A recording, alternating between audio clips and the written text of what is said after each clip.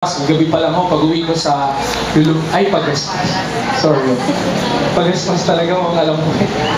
Palaspas. Pag-uwi ko kahapon ay marami na ako nagtitinda doon sa labas ng Palaspas. Gusto ko pong kumuha sana ng isa, bumili. Para ma-illustrate po. Kaya alam mo, baka mamaya may makikita sa akin. Matiksog to. Paging problema ko pa. Pero ito, gusto ko kung wala po sa akin problema po. I mean, seriously, kung gagawin man po yun ng iba na magdadala ng Palaspas pumunta rito, eh wala pong problema sa akin para alalahanin talaga yung triumphal entry na tinatawag natin matatagpuan sa Luke chapter 19, if I am not mistaken.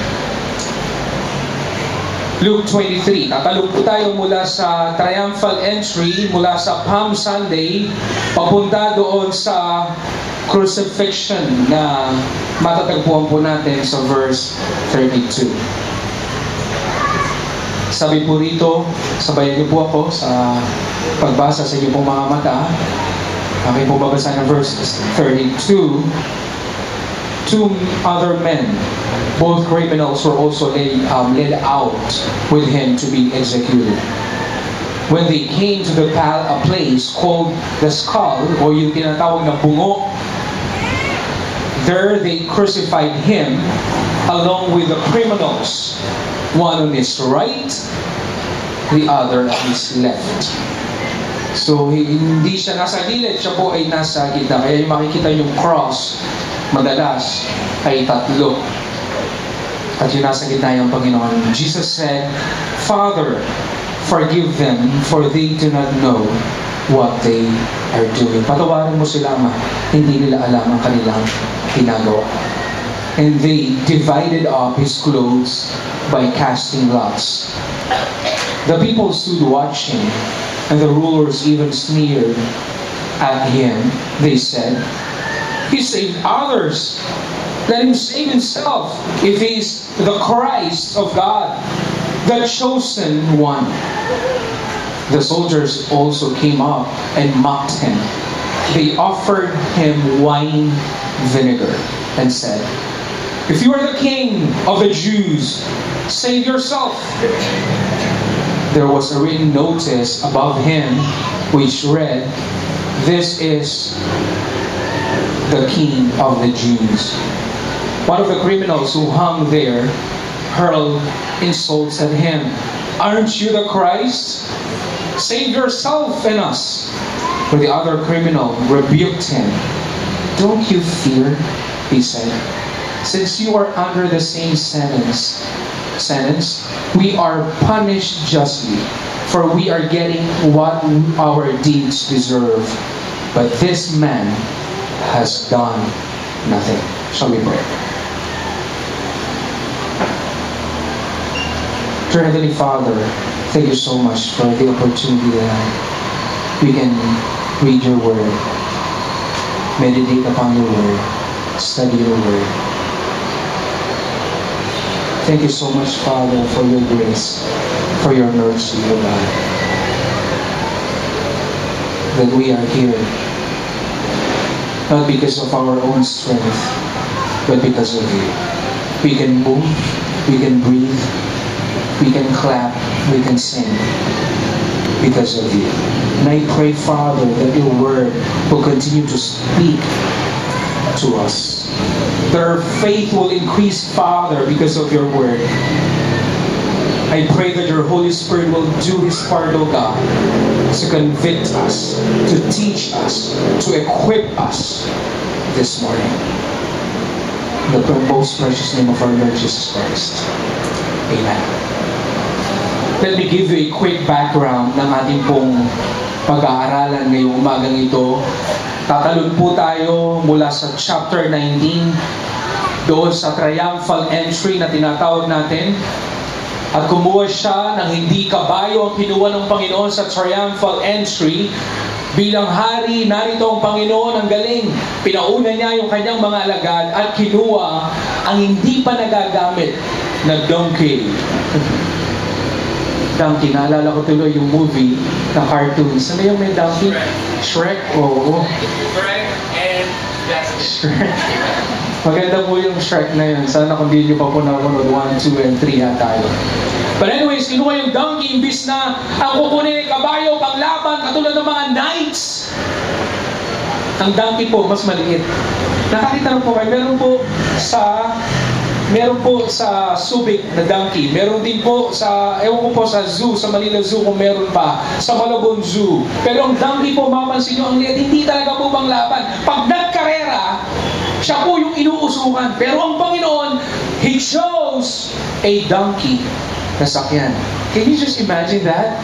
Habang nagpupugay lahat, yay! Mabuhay ang hari! Pag dumating sila Pompey noon, mabuhay si Pompey! Mabuhay si Alexander the Great! Sinasakyan nila kabayo, mabuhay si Jesus! Donkey? Mabuhay! Diba?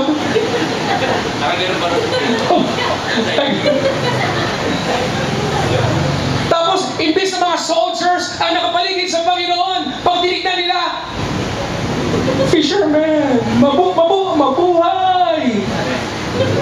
Ang kapaligid sa Kanya, walang pinag-aralan, mga simpleng tao, katulad mo at katulad ko na tinawag ng Panginoon, wala naman tayong pangalan, yet God called you in the middle of nowhere and gave you a purpose. Binigyan ka niya ng layunin. Ang saya-saya, di ba? And after that, yung mga nagbubugay, yung mga nakapaligid sa Kanya, nagsimula na yung denial, nagsimula na po yung pagtalikod isa-isa. Nung kinuha ang Panginoon, baklasan silang lahat. And after that, sa harap, pinagpalit-palit siya sa harap nila Poncio Pilato at ng isa pa. And then, after that, nagsimula na yung tinatawag nating Via Dolorosa. Siguro po pwede kumanta ng Via Dolorosa. Alam niyo po, ang ganda ng awit po na yun eh. Ewan ko lang kung si Ruth, kaya niyang kantahin yun eh. Napakataas po kasi nun, totoo lang. Eh, ibig sabihin po ng Via Dolorosa, nagbuyoy po ako ngayon. Via Dolorosa is way to grief or way of suffering. Paraan ng pagdadalamhati. And true enough, ang ating Panginoong Jesus, sa Kanya pinapasan. Kung naalala po ninyo yung palabas na The Passion of the Christ, pinahirapan muna siya at pagkatapos pinapasan sa Kanya yung krus at pagkatapos pinalakad siya hanggang hindi niya na kaya. But a good thing about that movie, this a Passion of the Christ, nung nabagsak niya, this really caught my attention, nung nabagsak niya Jesus yung cross, alam niyo ginawa ng Panginoon? Imbis na takbuhan niya yung cross, He was actually trying everything para makuha ulit. He was actually trying to gather all His strength para makuha ulit yung cross. Hindi yung parang ayoko na. He was actually going into the cross para kunin niya ulit at pagkatapos pesanin niya ulit yung cross. What a great sacrifice. Dito tayo sa verse 32. Nandun na, malapit na siyang ipako. So what happened? Let's have a clear picture of what happened in this story. Makita natin sa verse 32, Kuya Joel. Mayroong dalawang salarin na isinama sa Kanya. Originally, hindi naman kasama yung dalawa. Ang ipapako lang talaga ang Panginoong Jesus. Siya lang talaga yung pinag-initan ng araw na yon. Kung maalala po ninyo, may isang tao, ayaw nga talaga sanang ipapako sa Jesus dahil wala namang makita kasalanan sa Kanya. And yet, sabi na lang, sige, siguro kakagatin ito ng mga Hudyo. Sige, magpapalaya ako ng isang masama. Pinili niyo yung pinakamasama. Anong pangalan nun? Anong pangalan po nun? Barabbas. Can you just imagine, pinili Poncio Pilato si Barabbas. At pagkatapos sino pipili si Barabbas? Si Jesus. Knowing ang nasa isip na nagpapapili, siguro naman ang pipiliin nito si Jesus. Total naman kaisa nila. Si Barabbas hindi naman Hudyo ito, magnanakaw pa. Pero guess what? Ang pinili ng mga Jewish, si Barabbas. Palayain si Barabbas! Palayain! Para lang maipako ang ating Panginoong Jesus. Nakikita niyo po yung plot ng story? Nakikita niyo po yung contrast ng nangyayari dito, ng pagpili sa isang banal na Diyos na walang nakita kasalanan, at mula pa lang kay Barnabas ay isang makasalanan, ay yun ang pinalit sa kanya. At pagkatapos, meron pang dalawang isinama. Ito bang dalawang kasama na ito? Bakit isinama? Para sila'y maging kapantay ng Panginoong Hesus? Yun ba ang layunin? Para itong dalawa nito ay malaman na tunay si Hesus ay tagapagligtas. Banal ito para rin malaman ng tao, itong dalawa na ito ay wala rin kasalanan. Ganun ba? O baliktad? I think baliktad ang gustong ipakita ng mga Romans dito, ng mga Jewish dito, si Hesus ay kapantay ng isang magnanakaw. No more, no less. Kung kaya nilang ibaba ang Panginoon sa pinakamababa, yun ang gagawin nila. At yun nga ang naging takbo ng istorya. Hindi mo kailangan maging matalino para maintindihan mo kung ano nangyayari. They're trying to pull the character of Jesus down, shattered. Wasak ang pangalan ng Panginoon. Wala siyang maitita ng pangalan. Sirang-sira ang pangalan ng Panginoon.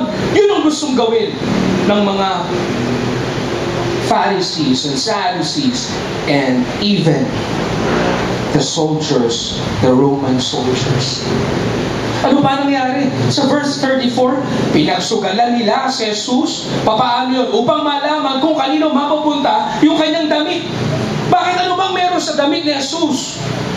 Kung ikaw ay isang taga-paniwala ni Jesus, maniniwala ka maaring may kapangyarihan yung damit. But these soldiers, they do not believe in Christ. So anong ginagawa nila ngayon? Hindi naman sila naniniwala sa Panginoon. So sa mata nila ng mga sundalang ito, ay wala naman talaga silbi yung damit. Pero gusto lang nilang pagkatuwaan.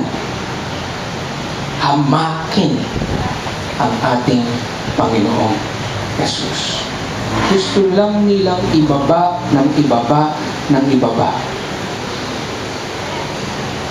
ang tunay na pagkatao ng Panginoong Jesus.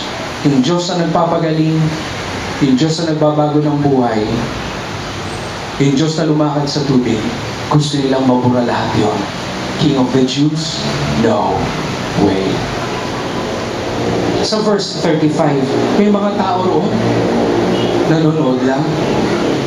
Wala nga silang ginagawa, pero nanonood sila, pinababayaan lang nila kung ano yung ginagawa ng mga tao sa kanila. Siguro yung iba ron natatawa pa, siguro sinasabi ng iba ron, mabuti nga sa'yo. Sarili mo, di mo maligtas. Sa verse 35, nililibak naman siya ng mga pinuno ng bayan, yung mga nangunguna sa bayan, mga leaders ng bayan, hinahamak naman siya. At sa verse 36, nililibak din siya ng mga kawal, tinutuya siya ng mga kawal. Are you seeing the picture? Can you see the clear picture of what they're doing right now? Sa verse 39, hindi pa nasiyahan yung isa na nakapako sa krus sa bandang kaliwa. Hindi ba ikaw ang Mesyas? Ang sabi niya, ay iligtas mo sarili mo, eh tapos iligtas mo na rin kami. Alam niyo, lumabas sa bibig ng Panginoon, Father, forgive them, for they do not know what they are doing. Ama, patawarin mo sila sapagkat hindi nila alam kung ano ang kanilang ginagawa. Question. Kailan sinabi ni Jesus, yung Ama, patawarin mo sila? Hindi nila alam ang kanilang ginagawa. Before the scenario, before of those or these scenarios, or after? Bago or after? Bago or after? Mapapansin po ninyo, pinako na sa verse 32, may criminals na magkabila na ipinako rin. Sa verse 35, doon sinabi ng Panginoon, Father, forgive them, for they do not know. These people, the soldiers, the criminals on my left, on my right, yung mga pinuno ng bayan, yung mga Pharisees na nakaaway niya, ang sabi ng Panginoon, Father, forgive them. Forgive these people, for they do not know what they are doing. Can you just imagine this? Bago pa man gawin ng mga taong ito ang kanilang kasalanan, pagtuya, paglibak, pagbaba sa pagkatao ng Panginoon, una na agad sinambit ng Panginoon, patawarin mo sila sapagkat di nila alam ang kanilang ginagawa. Alam niyo po, pagka sa husgado, pagka sinabi yung attorney or yung lawyer, and I am praying to you, judge. Pagka sinabi niya, I pray to the judge, dun sa hukom, ang ibig sabihin nun, nakikiusap yung lawyer, napakinggan siya, nakikiusap yung lawyer, na baka pwede siyang pabigyan sa kanyang apila, yun. At ganun ang ginagawa ng Panginoon. Father, alam ko, kasalanan nila, but for my sake, Father, please, patawarin mo sila sa kanilang ginagawa. Ano ngayon ang ibig sabihin sa ating mananampalataya? Listen na, pakinggan niyo po ito. Bago pa natin nakilala si Jesus bilang Panginoon at tagapagligtas, ipinapanalangin ka na ni Jesus. 1995, bagong patanggapin si Jesus, ang Panginoong Jesus ay ipinapanalangin na ang pangalan mo sa Panginoon. Pag nakakagawa ka ng kasalanan, Father, forgive them, for they do not know what they are doing. Can you just imagine the implication of this?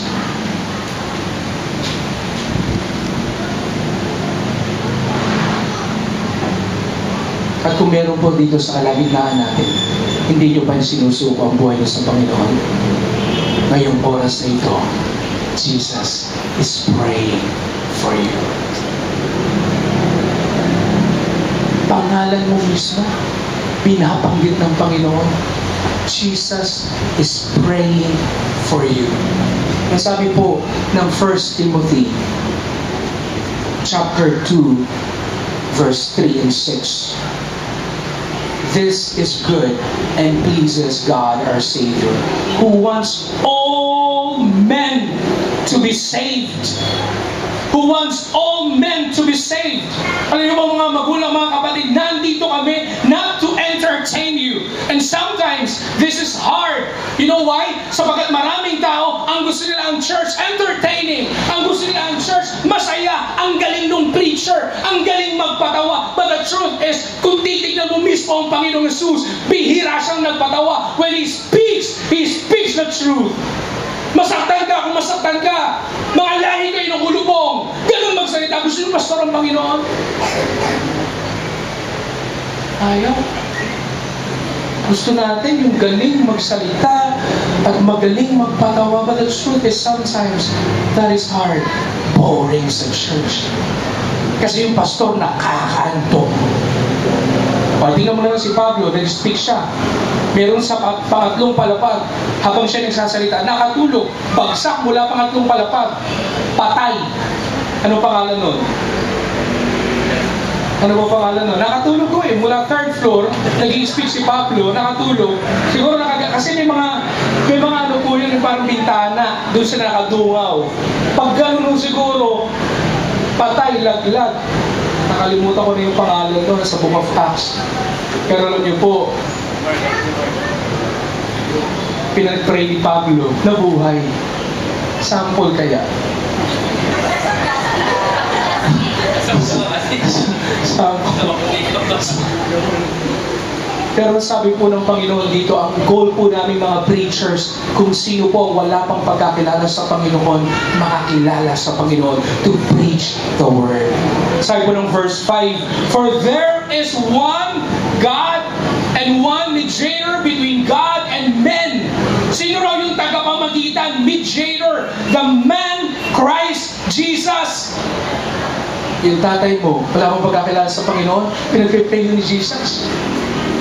Yung asawa mo, wala mong pagkakilala sa Panginoon, pinag-pray ni Jesus. Siya ang mediator natin. Kaya pagka nananalangin tayo sa Panginoon, sabihin natin, Panginoong Jesus, please, yung asawa ko po, yung anak ko po, naliligaw ng landas, patuloy mo siya katukin sa kanyang puso upang siya'y maligtas. Mga magulang, kapatid, you can only do so much. Yung kung anak po ay papunta sa ligaw na landas at lagi mong sasabihan ng mga masasakit na salita, hindi po mag-work. The power of Christ, the power of the Holy Spirit will do for them, will work for them, who gave Himself as a ransom for all men. Yun ang sabi po ng 1 Timothy chapter 2. Sa tingin ko po, ito na po sa tingin ko po sa wild imagination. Siguro minsan, magkausap ang God the Father at God the Son. Wala po sa Bible to, mga natin. Siguro minsan, pag magkausap sila, sabihin ng God the Father, sabi ni God the Father, tingnan mo yung anak ko, si Gary. Pastor pa yan, ha? Pero, bakit pa rin mainitin ang ulo ng pastor na anak ko na yan?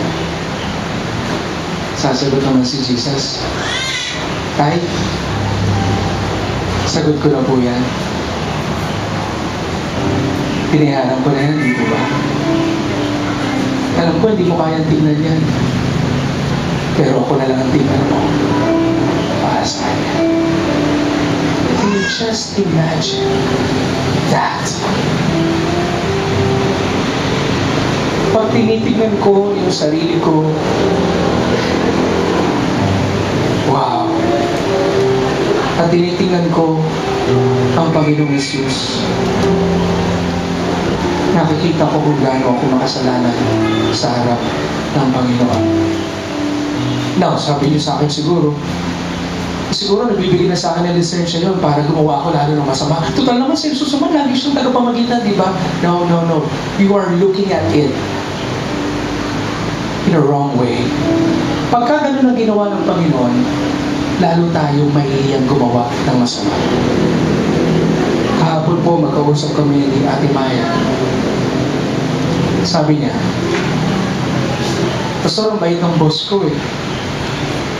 Nahiya ako magpaalam sa kanya. Gusto niya umalis, pero nahiya siya magpaalam. Pagkaalam natin ang Panginoon natin, sobrang bait. Siyang tagapamagitan natin. Hindi tayo papayag na masaktan ang Panginoon Jesus natin. Today is Palm Sunday. It's a celebrate lahat. Mayroon tayong palaspas. Mangyayari lamang yung tunay na celebration ng palaspas kapag ang bawat isa sa atin ay nagsuko ng ating buhay sa Panginoon. Kahit buhatin pa natin ang 1 kilo, 2 kilong palaspas, bilhin natin lahat ng palaspas na makikita natin.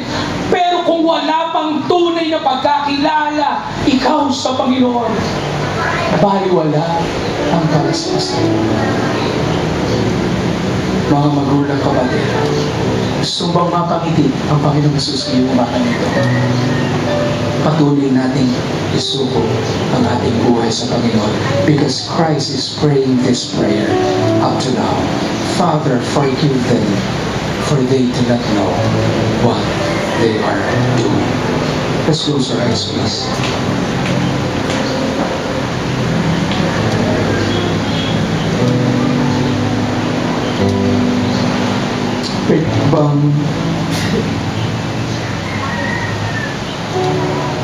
In the midst of celebration,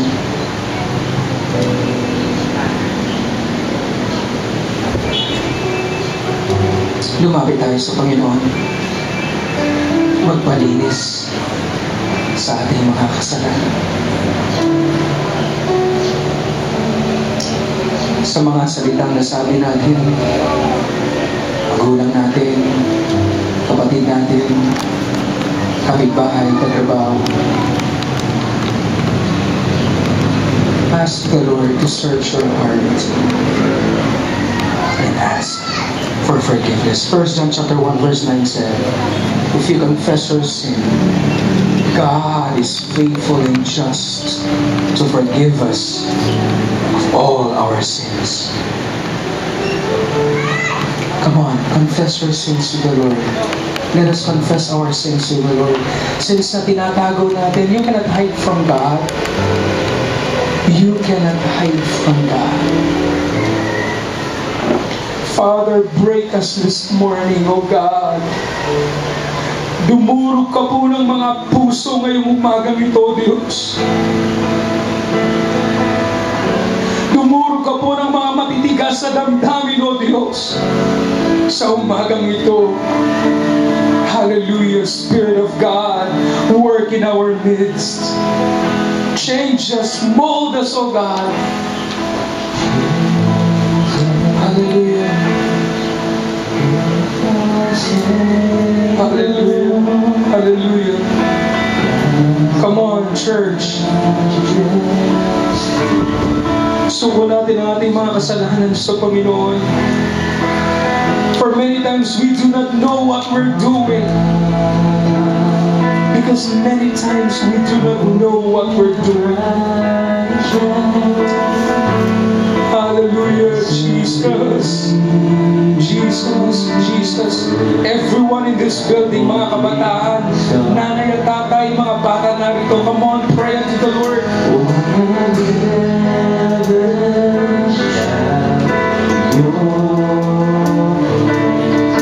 Holiness flow, Jesus.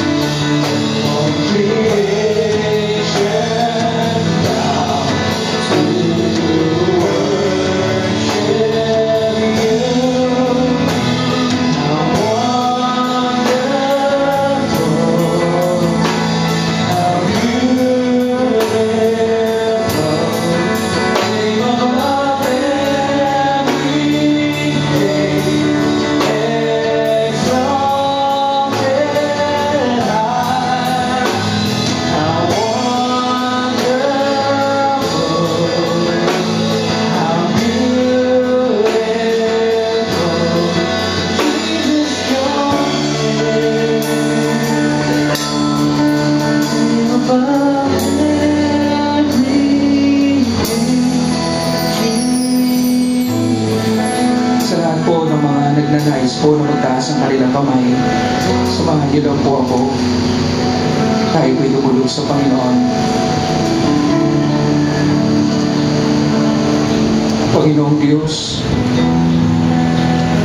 marami pong muling salamat sa iyong kabutihan sa aming mga buhay. Hindi po namin kayang sumating, Panginoon. Hindi po namin kayang liripin, O Diyos, ang kabutihan niyo sa aming buhay. You are our mediator, Jesus. Ikaw ang aming tagapamagitan, Panginoon. Panginoong Jesus, digin mo ang aming dalangin, Panginoon. Gusto pa po namin kayong makilala bilang Panginoon at tagapagligtas ng aming mga buhay. Panginoong Diyos, dinadalangin din po namin ang aming mga mahal sa buhay na wala pang pagkakilala sa inyo. Walang imposible sa iyo, Panginoon.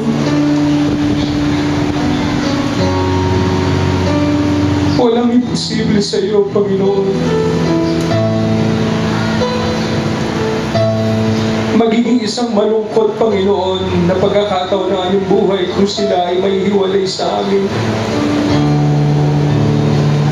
Pagdating ng araw, kaya o Diyos, Panginoong Jesus, make ways, O God, para sa aming mga loved ones, Panginoon, so that they would know also the power of the cross, the truth, that everything will pass away.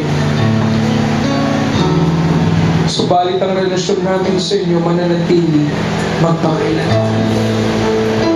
May we hang on to your promise, O God, na hindi mo kami iniiwan, hindi pinababayaan man, at mahal mo ang aming mga mahal sa buhay. Salamat po aming Ama. Ito po ang aming panalangin sa pangalan ni Jesus. Amen. Amen.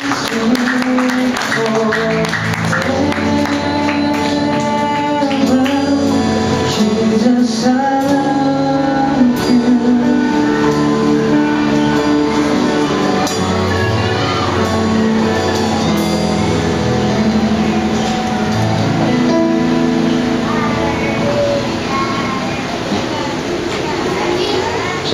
Amen. Na-bless po ba tayo?